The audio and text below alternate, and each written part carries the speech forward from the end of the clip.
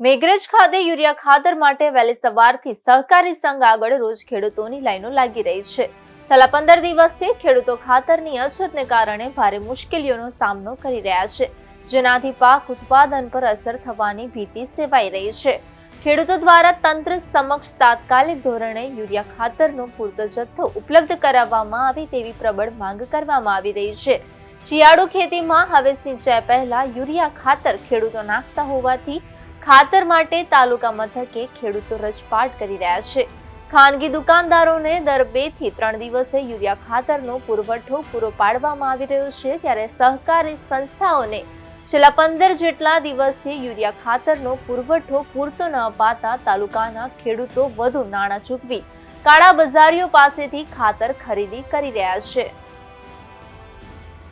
હું સવારની 7 વાગે લાઈનમાં ઊભી છું તો અત્યાર સુધી વારો આવે એવો લાગતો નથી ખાતરનો।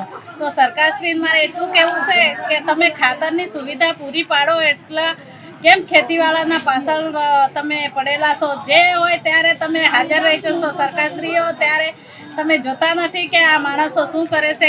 ખેતીમાંથી બધું ઉત્પન્ન કરીએ ત્યારે તમે ખાવા અમે બજારોમાં વેચીએ ત્યારે તમે આગળ વધારીને બધાને વેચણી કરો છો, ત્યારે આજે ખાતર નથી મળતું ત્યારે પુરવઠો તમે પૂરો કેમ સરકારશ્રીને જાણ કેમ નથી કરતા આગળ કે આ ખાતર મેઘરજ તાલુકામાં આટલી ખેત પડી રહી છે।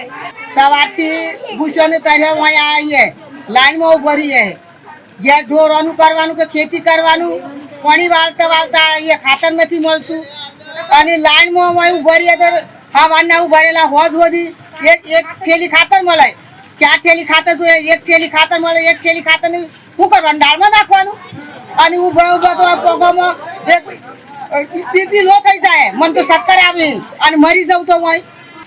અમે લાઈનમાં થાકી ગયા, ખાતર મળતું નથી। આ તો આ સંઘ રાખ્યા છે તે ખોટા રાખ્યા છે કે પછી કાળા બજારમાં ખાતર 300-350 મળે છે। તો પછી અમારે શું કરવાનું? વોટ વખતે તમે તો દોડાદોડી કરીને અમારા પાસે મત લેવા માટે આવો છો, ત્યારે અમારે લાઈનમાં લાગીને કેટલું લાગવાનું? ક્યાં